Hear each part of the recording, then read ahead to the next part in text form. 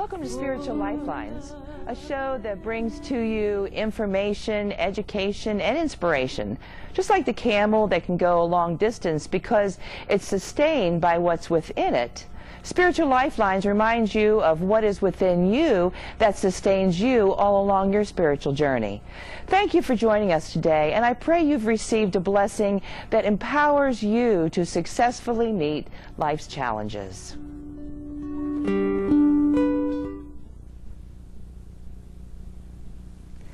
Good afternoon and welcome to Spiritual Lifelines. I'm glad you joined us today. And if you haven't, if you missed the last couple of weeks, then you're unaware that we have Bishop Wilson with us. Thank you for being here. It's a real pleasure. I'm just really enjoying these sessions each week that we've had with you. We are going to be talking about how do we gain clarity about the things that we desire to manifest in our life. So for those that maybe have not tuned in before, give us a little bit about yourself so the audience will know who you are. My name is Bishop Wilson. I'm from Hickory, North Carolina. I am an ordained elder and bishop, and I'm also a success and spiritual coach, which helps people to remove the hindrances that keep them from moving that next level of success. Aha. And that's a good thing. Yes. So why would you say that people give up so quickly when they're, trying to practice the law of attraction? I think that we've built up patterns in our minds. One way that we've done that is just by relating to other people. I don't think that we're born with the negative slant that we have on life. The people that we're around and that we're with, we take on their characteristics. So when we come into the law of attraction, which says that like attracts like, and that we can literally be the author and as you put it, the writer of our life, it's really a hard concept to grab because we've built up all these other belief systems in ourselves. So when we try this for a season and we don't see the instant results, we automatically regress back to what we're used to. I think you're right on that. And when The Secret first came out and people started watching it, even the people who did the commentaries on it, I don't think really understood what the concept of the law of attraction is, because it was so frustrating. I think Dateline or one of those shows did something on it, and they were like, you could tell by the questions that they asked and so forth that they didn't get it. Right. They didn't get it. They didn't understand. And maybe that's where some people are. They're not at a place yet where they can even conceptualize. So how do you bring people into that initial awareness so they can even grasp, what the law of attraction is and the power that it really holds? I think that it goes back to what you said on one of the previous shows that we did. Is there's nothing magical about it. And one thing that I think that The Secret really left out, and was a shame that they left it out, was the aspect of the work that is involved. And I think when we're dealing with people that want to know about the law of attraction, we have to let them know it's not a hocus pocus, it's not a magical thing. Once you intend something to happen in your life, there's still a lot of work and a lot of physical work that you may have to do. If I was to say today, okay, I want to be a brain surgeon, I need to go to school. Right. I can't just sit around and think that someone's going to call me and introduce me. Come on, I want you to operate on me. There's work that also has to be done. Right. But what happens with the law of attraction, it brings things into your reality. It brings the right people at the right time so that things that are necessary to bring about that intention all line up. Exactly. Yeah, and the other thing is, I think that those of us who have really been, into this way of thinking and consciousness, we forget that there are, what it was before. Yes. And whether it be terminology or whatever, because I really listened to the secret, and they do talk about that, Yes. but they don't go into great detail with it. Maybe the assumption is what I've said is sufficient. Right. When it seems like if you are broaching a new subject or Yes. a new way of thinking or understanding with someone, you have to be really specific. Yes, yes. And that's why even with some of the things I do on my show, I have to be careful of the terminology, because Yes. they may not even understand Exactly. what it is I'm talking about. When I talk about denials and affirmations, Yes. we're not supposed to be in denial. Well, it's not that type of Right, denial. right. It's denying that appearance has power over you. Yes. It's not denying that it's there. Yes. It's denying that it has the power over you. So I have to be careful, even with my terminology, Yes. to when we're trying to explain things to people who aren't familiar enough with it, Yes. to not to have the assumption that they know, Right, or right. just to breeze over something. It's easier when you're teaching a class, because you get that kind of deer in the headlights look, and it's like, okay, you're not understanding what I'm saying, are you? Yes. One of the terms that you've used is that deliberate attractor.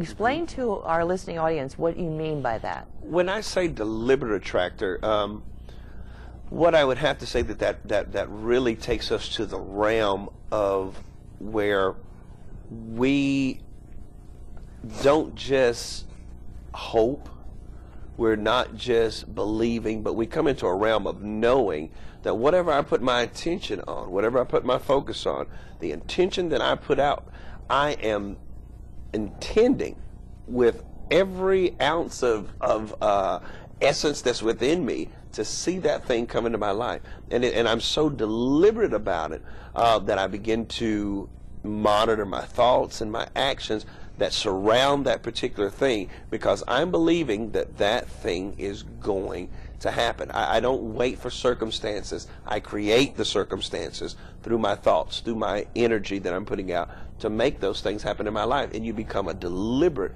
attractor of the things that you desire.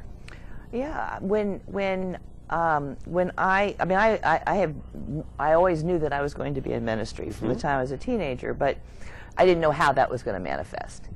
And then when I came into Unity and recognized that that was a definite possibility, I started collecting and reading the brochures of what I needed to do and how I went about doing that, taking the classes that I needed to do in order to apply to school and so on and so forth. And then the other thing that I did, when I used to travel with my husband, and we would go to Unity churches all over the country. And I said to him, when church was over and everybody was out, I would go up to the front where the pulpit was, and I said, honey, take the picture. And I would be there, behind the pulpit, in the church, and I would keep seeing that, seeing that. As you keep continuing to focus and see yourself in doing that, being that, living that, driving that, whatever that it is, see it. Actually see it within your mind's eye. Yes. Because in truth, you already have it anyway. Already have it. Yes. All you have to do is the outer things to manifest it, along with those inner things. And that is what the secret, I think, is trying to tell us. Yes. And I think that was it was attempt. Was not, as I said, was not specific enough. It was a problem. Why do you think so many people are saying things that they don't desire, that's showing up in their life? They keep saying those. They're saying things because they've never really been taught to understand that the power of their own words. And so, and I think you mentioned on one of the other shows when we say things like, "This is killing me," and we become it becomes a habit for us to just say those little things, not understanding that there is a power that is being generated every time we say that, and eventually we're going to believe ourselves. I hate this job, and I felt myself doing that on the last job that I had. And I was saying I hated this job, and like you said, my mind was divided because half of me was saying I'm intending to manifest another job. But I couldn't manifest another job and hate the one I was at, because the signal that I'm sending out is a mixed signal. Exactly. Yeah. Exactly. So they've got to understand that what they're saying is painting a picture in their minds. So they got to be really clear. So I had to start telling myself, I love this job, but I am ready for the next one. That's true. And the interesting thing with that too is that we can, when we're saying, you know, that if we said I hate this job, we have like cracked the foundation from which we are trying to move from. Wow. So we have got to accept where we are in that moment and let it be okay. Yes. Because it's going to be the springboard from which you move to the next place. Exactly. So why would it not be okay? It took you to the next step. Exactly. So it has to be okay. It had to be there. Right. So for us to recognize, you know, acceptance doesn't necessarily mean you like it, but it means that this is where it is. Yes. And it's okay that this is where I am, because I know that this is temporary. Yes. Like everything else I experience is temporary. You know, we do not stagnate, hopefully, in anything. Right. So everything we experience is going to be temporary, and it's okay because this is where I'm going from here to here. And let it be okay. And I think that applies to every aspect of our life. Relationships that we come through that may go bad. Yes. I had to go through this. Right. I had to go through this because it prepared me for that next level. I had to go this experience, no matter how dramatic or how bad it may have seemed at the time. I had to experience it for some unforeseen reason. It had a purpose in my life that is going to play out in this next chapter. More will be revealed, for sure. You know, just because we don't understand something in this moment doesn't mean that we won't gain clarity on it. You know, when the time is right. When, you know, things will be. It's like we talked about Job. You know, he didn't understand what was happening, but a lot of the clarity came towards the end. I think that, you know, yes, all of these things, we experience all these things, and you wonder, why is it happening? So if we put our energy into bemoaning the fact that it's happening or wondering why it's happening, then we're staying in that appearance as opposed to moving out of it and saying, okay, this is what is happening. Now what? You know, for us to be able to just accept and move on. And if we're not present, we can't. We're not even able to take that approach. And one of the things that I always say about being present, the Scripture says that God is a very present help in the time of trouble. If our mind is in the past, worried about what has happened, or fretting over what's going to happen, then we're not present. So really, there's no spiritual help for us, because we're not in that present moment where all of the help is. All the help is in that present moment. All the energy, all the reality, all the everything is in that present moment. That's all the power is in that present moment. There is no power in the past. None. Because even when you bring that past, you're still bringing it into your present moment. Into the present, yes. So you're still repeating it, and you're still in the present moment, whether you like it or not. That's all you have. All you have. I know. So it's funny. Writing. Some people like to write. Some people find it very therapeutic. What effect do you think writing has on manifesting our desires? When I think about writing, I found clarity on writing from a bishop that I was reading one of his books, and he was saying that writing is the birth canal of our thoughts into the physical realm. When we write something down, that is the first place that it actually takes a new form. It comes into two-dimension, not just one-dimensional in our mind, but now it's two-dimensional. And then as we begin to write even more about that particular subject, it can even take on a three-dimension and four-dimension, and it just keeps going. So by writing the things that we desire, at that point, it has really become a reality. Maybe not the reality we're looking for, but it has become a reality. And when we keep those things before us, like you were saying, the pictures that you were taking, every time you looked at those pictures, it was literally creating that reality. So I believe when we write something out, write out our dreams, write out our vision. I have a vision board in my office of the things that I desire. When I look at those things, I don't look at it as if this is something's coming. This is something I already have in the spirit. I'm just waiting for my physical life to line up with what I'm dreaming about. Yeah, exactly. And we call it treasure mapping. Yes.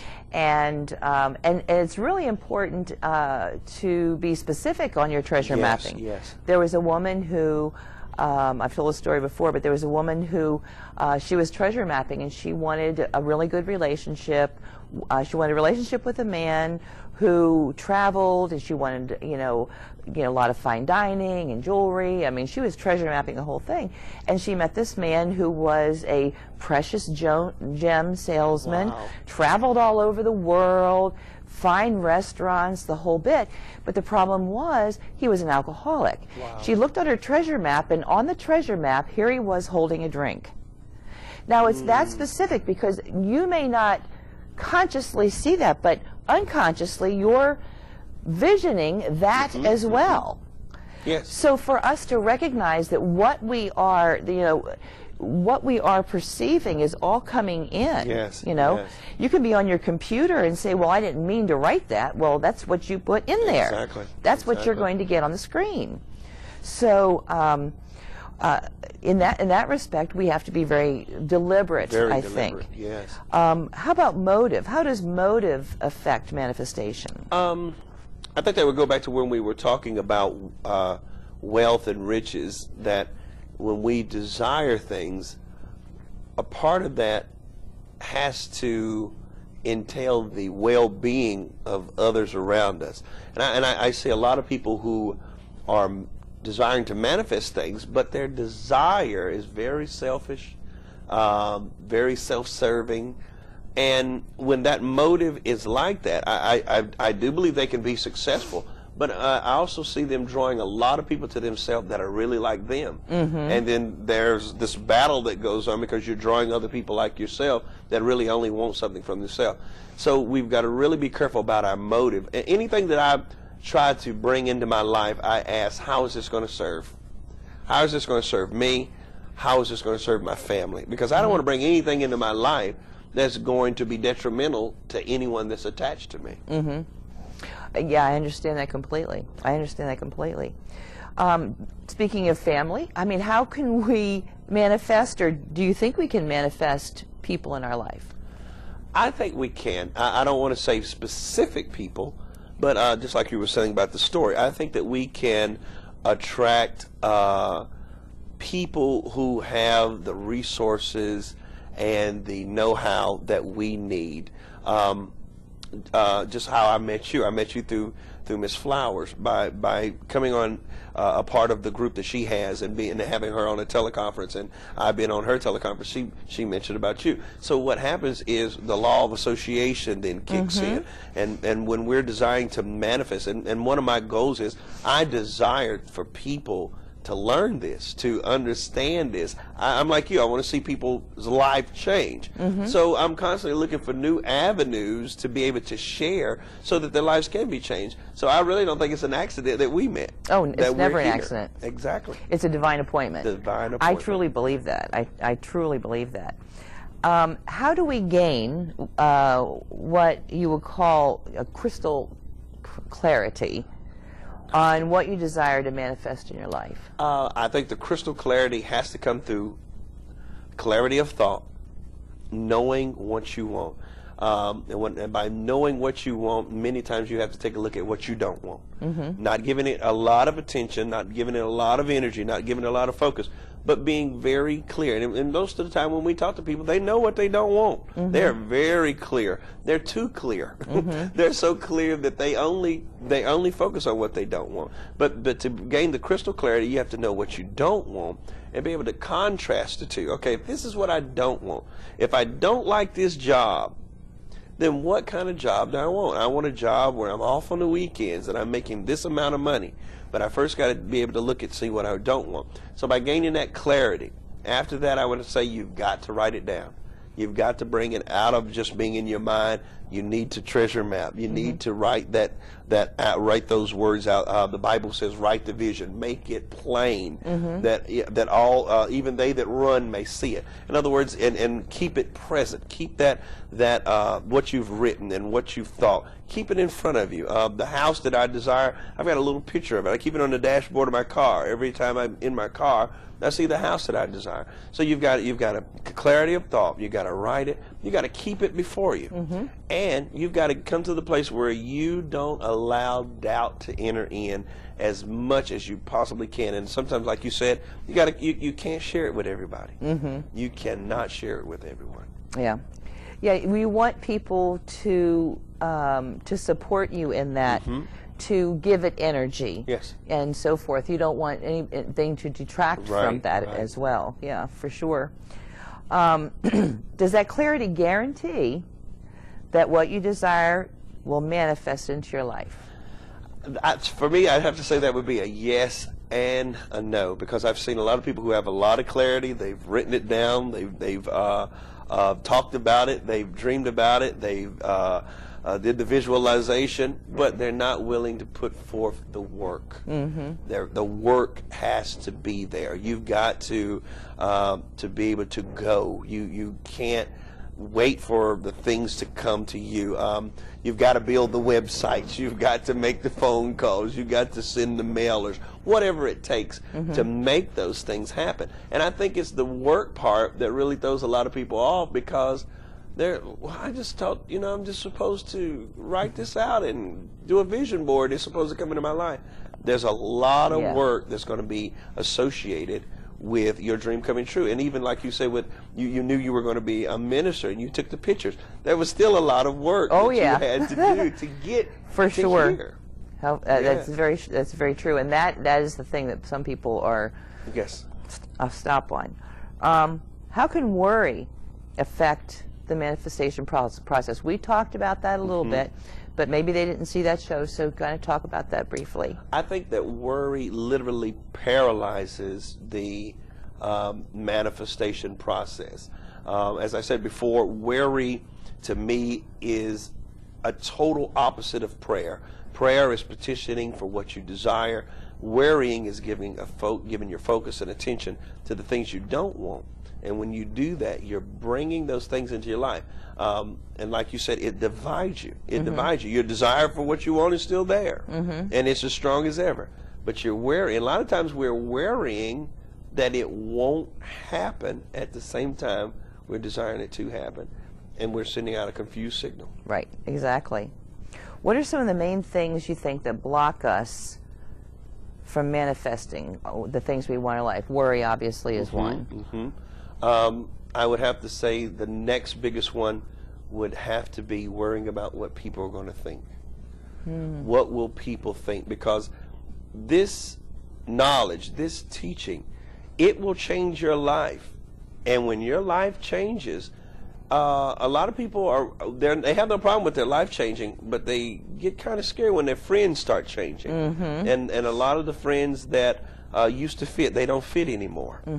And I think that can really be the point that they'd say, wait a minute, I didn't know that I had to lose all this. And there's a lot of things that will, for a lot of new things to come into your life, there's a lot of old things that have to be removed. Yeah, and I think that's really the sacrifice that that is spoken of.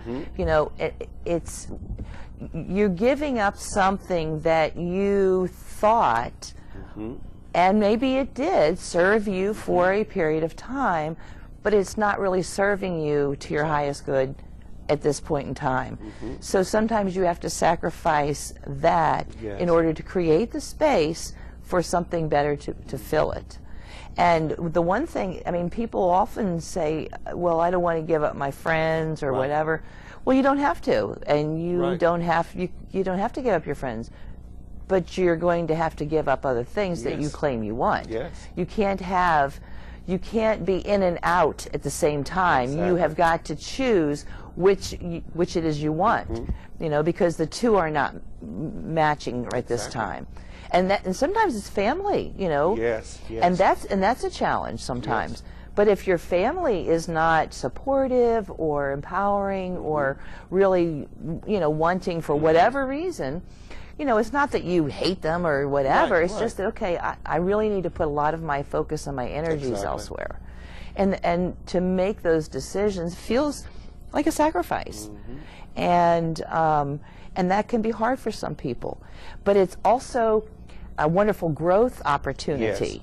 Yes. Because if you're able to move through that, look at all the other things you're able to move through as well.